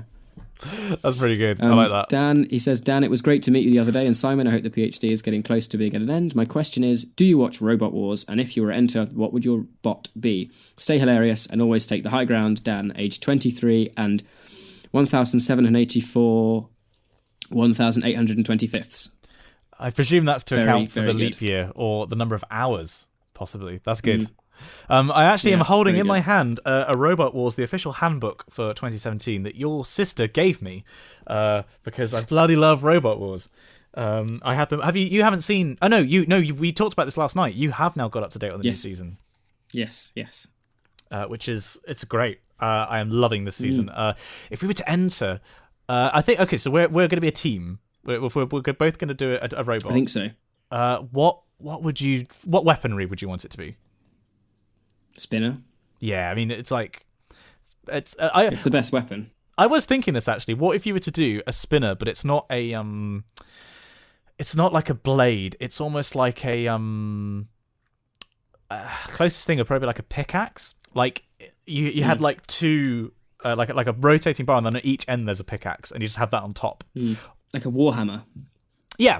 So you basically, your first tactic would be for in the first maybe 15 seconds, stay away so you can get it up to speed, and then with the sheer momentum behind this thing, you just smash face, and it'd be amazing. Yeah. Or you have a robot that's like a hammer thrower. So it's just one thing, but it spins with the robot. The idea is the whole robot spins around, and it is, as you say, it's like a warhammer. It's just the sheer physical blunt force trauma of that thing rotating really fast. So it won't be as fast as something like Carbide, but it would have a lot more momentum to it. So if there's anything we've learned from this second series of Robot Wars, it's that cluster bots are a complete fucking waste of time. This is the third season. Now. Oh, third series. Yeah. It's actually season 10, isn't it? Yes. If you count for all the old ones, which I of course watched every single one. Cluster bots. It's really interesting. Like with the prevalence of flippers and just the nature of weaponry as being so momentum based, stuff being so small just doesn't work out well. It's very, very cool. Also, one of the things I totally disagreed with was the introduction of the fog of war is crap. Yeah. Completely pointless. It's absolute rubbish. It also, what a lame name, the Fog of War. Like, well, I mean, to be doesn't fair, even mean anything.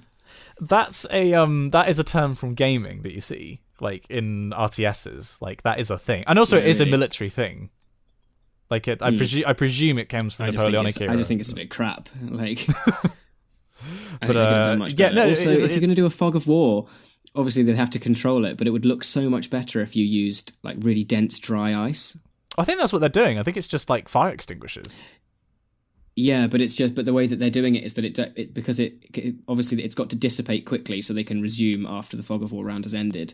But I think just from an aesthetic perspective, having something really kind of dense that the robots are going through, that if you had a robot that was very, very low to the ground, it could use the fog as like a blanket and get underneath it rather than having quite kind of low density dry ice being used instead. In a way, what would be cool is if there was just like a randomizer before each match, and there were various environmental things that can happen, and one of them would be that, and then you could set it up. It's not a temporary thing. It's something that you initialize from the beginning, and like it's loads of dry ice, for example, and then you could have other things. We should clarify for our international list just briefly what Robot Wars is. International readers might not have any idea what we're talking about. It's the best thing on TV. You're the Robot Wars guru. Do you want to give us a rundown? It's the best thing on TV. It's you get two robots that weigh about 100 kilos each, and they have to fight until one of them can't fight anymore, or one of them is in a pit, or one of them is out of the arena, which is like I don't know. I don't actually. Hang on, I could probably look this up in the book. Or one of them makes the flawless mistake of going into one of the CPZs. Yeah, and where they meet on the house robots, which are gigantic. That's a corner patrol zone for the uninitiated. I don't think I have a statistic here on the size of the arena, but it must be about 10 meters by 10 meters, and it's encased in two. Oh no, it's 7 meters high. It's 20 meters by 20 meters, and it's there are 7 tons of bulletproof glass in the roof. So yeah, it's pretty. Which is, as from this most recent episode, is much needed. Yes, absolutely. Because one of these robots went flying and straight into the wall where the audience are sitting, and if it weren't for that glass, several people probably would be dead. Well, in one of the previous series, there's a robot called Carbide, which we mentioned before, which has a spinner that hits people with the force of a sniper bullet. That knocked a chunk off a bit of robot that went through one layer of bulletproof glass and got embedded in the second layer. Like, it's terrifying. I was actually just looking up. Carbide's really cool because when he spins up to kind of full like maximum velocity, the machine just starts making this ominous like screaming hum noise of death. And then when it hits up, whatever it hits, it's gonna disintegrate. It's f***ed is the technical term. Do you know how much the kilowatt weighs?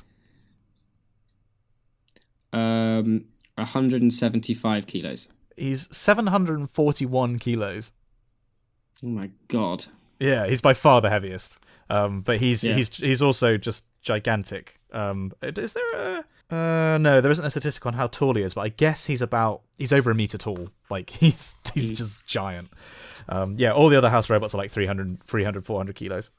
But he's the biggest. So a spinner is the answer to that question. There you go. And then this brings us to, at long last, the finale, the grand finale of The Case of the Deleted Pixels. Is this part 5 or part 4? I think part 5, isn't it? Yes, this is part 5, and this is the one that I've been reading out, and we are doing accurate voices for everyone in this. It's been a few weeks, but perhaps could you recap for people where we left off in the last chapter, Dan? Was I not on? I was just saved by a drone, wasn't I? Well, you were saved by me. Who then... Oh, yes, that was it, because I was piloting the drone. But I then got clobbered on the back of the head, I believe, by it was Sam, who was who diabolically had kidnapped you, and we're on the roof of the chapel, I believe. And that was where we left off. So, have you closed your email tab? I have, yeah. I was actually just scanning through Chloe's email. Chloe, I have read it. It's very cool. She's talking about she does a lot of film stuff in Amsterdam, which is cool because we were there. Oh, sorry. Did we miss an email? Yeah. Oh gosh, sorry, Chloe. Well, hang on. Well, that's a tease then. We'll get back to the case of the deleted pixels. Chloe's email. Sorry, go on. Yeah. So it's from Chloe Van Bar. Hey guys, I'm a second-time writer and fan of the podcast since the start. Love what you do. Keep up the good work. As a film student, I obviously love it when you talk and discuss films. I think it's very important not to judge a film as bad or good all the time, even though it's very clear to you or reviews. Any film can be good as long as it serves a purpose to someone. To me, a film can be good technically, meaning well-made, good writing, or it can be good emotionally when it touches you on a deeper level. The best films obviously do both. The most important thing to me is watching a lot of different films, art house, mainstream, indie, foreign, etc. In my opinion, that's the only way you can become somewhat of an expert on film. I encourage you to watch more foreign or art house cinema. I understand the appeal of Marvel/action stuff, but after a while it can feel superficial from my own experience, and especially if English is your native language, I think it's important to get a feel of what it's like to watch stuff from other cultures with subtitles, again, from my own experience. Thanks a bit for reading my long and whiny email, Chloe 20 Amsterdam. I completely agree with that. I think the having it's like a diet. You can't just eat the same thing all the time. You've got to have variety. Now there was a film I watched last year, I think, it was shot in a really peculiar aspect ratio with little to no dialogue. Somebody's Son of Saul. Yeah, it's about the Holocaust. Yes, yeah. It's a Hungarian drama film. Yeah, that was amazing. It came out in 2015. I really, really loved that. That was probably one of the most recent foreign language films I've seen. Didn't it win the Academy Award for Best Foreign Picture or something? I know the name. It did. All right. Yeah, Best Foreign Language Film. And it's all in Hungarian, and then some mixtures of. So it features Hungarian, French, German, Russian, Greek, Yiddish, Polish, Hebrew, Slovak, and Czech. Jeez. And it's, as I say, it's filmed in a really, really interesting aspect ratio. Is it like one to one? Film was shot in 35 millimeter film in 28 days. Jeez. A 40 millimeter lens and the Academy aspect ratio of 1.375 to 1. That's interesting because it's not quite 4:3 then. Okay. Yeah, it's often abbreviated as 1.37 to 1. That's cool. Interesting to me. If you haven't seen it, you should add it to your list. It's very, very good. I mean, because one of my favourite films that I've all time was watching Crouching Tiger, Hidden Dragon, which with subtitles, don't watch it dubbed. And I'd love to watch more stuff, generally more Asian cinema, because I know there's a lot of stuff from Korea that is fantastic, and like Old Boy, for example, and The Raid. I think The Raid is Thai, actually, not Korean. But then there's also, obviously, there's a huge amount of stuff from Japan. There's been loads of stuff from India and from China that I'm not aware of. But it seems to be a cinema that has its own kind of like grammar, if that makes sense. So I'd be really interested to watch more of that stuff for sure. Right, so that then leads us to return to the case of the deleted pixels. Close my email. I'm ready. Right, so we're on the roof. This is now coming from Joshua Baker, our great author, a great author of our time for this podcast. Hey, Messrs. Moore and Clark. Hope you enjoy this, the final entry in my piece of fiction. Before I begin, I'd like to indulge Simon with the following question. Which of the 18 first founding legions do you most associate with, and which would you pick for Dan? Okay, so this is a Warhammer question. And also great reference. So a little bit of backstory to that. The Emperor, in his infinite wisdom, after the Wars of Unification, created 20... which came first? The Primarchs came first. He attempted to create 20 Primarchs, which were these superhuman demigods, of which 2... there's no record of, and that's a bit of a mystery, but there were 18, 9 of which fell to Chaos and 9 of which were Loyalists, and they each had Space Marine chapters associated with them. Sorry, legions associated with them. That's the very short version. And they all have different kind of personalities. Which do I most associate with? I've always felt a real tie to the Raven Guard. I don't know what it is, but I think the fact they're quite emo and whiny speaks to me. I think I'm probably closest to either the Iron Hands or the Imperial Fists, because I'm a very defensively minded person. I don't do very well at thinking attack in an attacking way. And I'd say the Iron Hands because I also have that kind of quite a heavy hand in technology. Which would I pick for Dan? You know nothing about 40k lore, so I could completely bamboozle you here. What would I pick? I would pick the Emperor's Children, and I'm not going to explain why. So okay, you'll just have to trust me. You'll be like Fulgrim, just like Fulgrim. One more thing, it's been a pleasure writing this fan fiction for you guys. Honestly, I didn't know this would get such a positive reception. I'll be taking a bit of a break to focus on uni, but I'll be back soon. Until then, keep on with the stellar podcast. Well, thank you, Joshua, for this story, because we've loved doing it, and hopefully you guys at home have enjoyed listening to it. If you have, do email in because we'll definitely read those out because I think Josh deserves all the praise and all the acclaim that he can get. So, are you ready, Dan? Are you ready for the final story, the chapter of the story? Ready as I'll ever be. That's a good way of putting it. Okay. The Case of the Deleted Pixels, Chapter 5. Simon woke up from his undesired slumber, his head dizzy from a knot in the back of his head. As he tried to clear his head, a feminine voice caught his attention. Hang on. Right, okay, it's a feminine voice. What am I going to do? About time you decided to come back to us! Simon shook his head and asked, Liv? Is that you? As he regained his vision, he saw that it was someone completely different. It was Pixel Girl. Now, as you might remember if you've been listening to this podcast, Pixel Girl was murdered in the first chapter, so that's a turn up for the fucking books.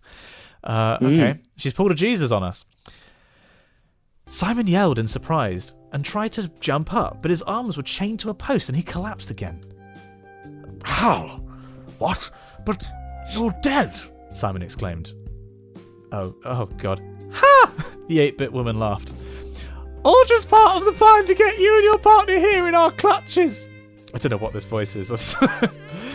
As she spoke... Yeah, you've committed to it now, though. Sam stepped out from another room to stand next to her. They were in some sort of warehouse, but it was empty, but for the few of them. Simon's face contorted with an expression of confusion and anger, and he yelled, "Where's Dan?" A shrill voice perked up behind him. Here! Dan sat back to back with Simon, also chained to the post. Sam took that moment to monologue. Oh God, this is a voice workout, my God. You may be wondering why we went to all this trouble to capture you two. You were close when you considered the limelight. You see, you and Dan have been the protagonists of your vlog for far too long, and we have been delegated to mere side characters. But no longer. Now is our time to reign over the YouTube populace. Well, very small section of it anyway.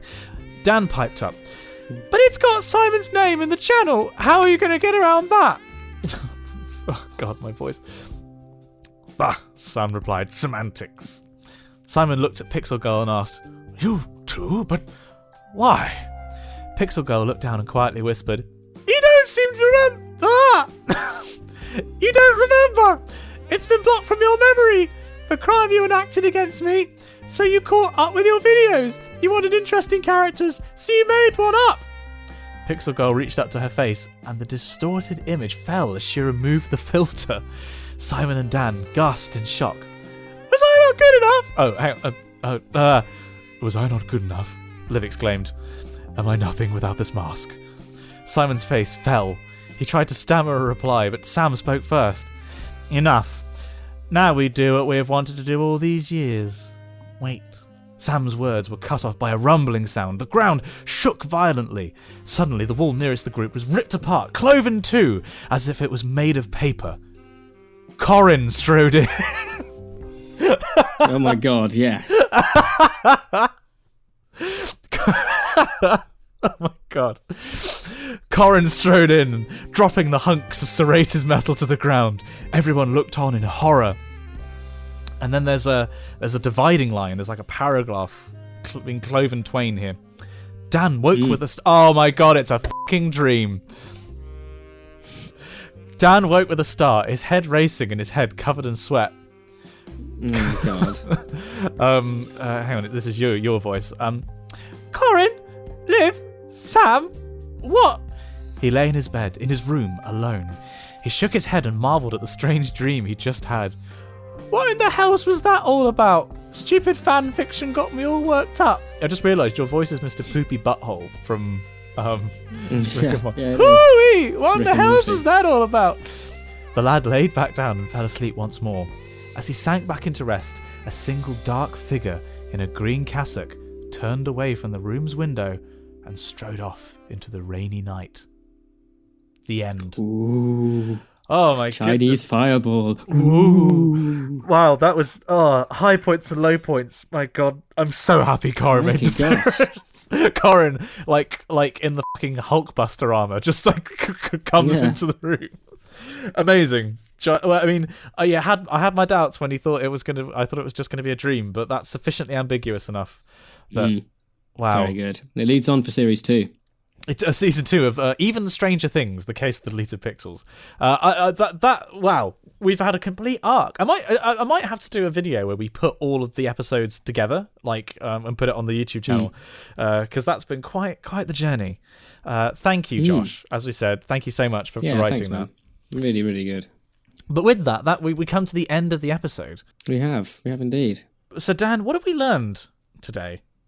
Well, we started off with Eudoxus, a Martian crater, and had a very interesting discussion about Mars's geology and the link between Eudoxus and the gentleman he was named after, the astronomer and student of Plato. Very good. We spoke about... Oh, crikey. Oh, gosh. I'll be honest. We had the newly instated film corner. Oh, yes, we which did. is very exciting. That's definitely got legs. I'm very excited about that. I talked for way too long about Blade Runner. I'm sorry. There's going to be, in the waveform, it's going to be just like silence on your side a for like huge 10 gap minutes. of me saying nothing. Yeah. I'll be honest. Apart from those two things, the past hour or so has been a complete blank in my memory. I have no recollection. Yeah. True stream of consciousness. I think we talked about a whole bunch of things, the whiskey. history of oral and written literature. Oh yeah, that was a big thing we talked about. Yeah, that was like huge. That was, if anything, that might have been the majority of the podcast. Yeah, It was actually probably quite informative. There we go. We remembered. Yeah. That's all for this week's episode. Don't forget to subscribe to us on your podcasting service of choice. You can like us on Facebook, and if you'd like to see our faces, check out our YouTube channels, Spongy and Electric. Film reviews, Mars facts, and other thoughts on the show can be sent to us at spongyelectric@gmail.com. We'd love to hear from you. Join us again for another tumble down the wiki rabbit hole. And we'll see you next time. That's all for this week's episode. Sorry, I'll do that again. That's all right, mate. That's fine. Don't worry about it. No, try again. No, don't worry about it. You can take your time. Sorry, can I do it again? Yep. Yeah, no, go for it. Yeah. Ooh. Ooh. Chinese fireball. Ooh.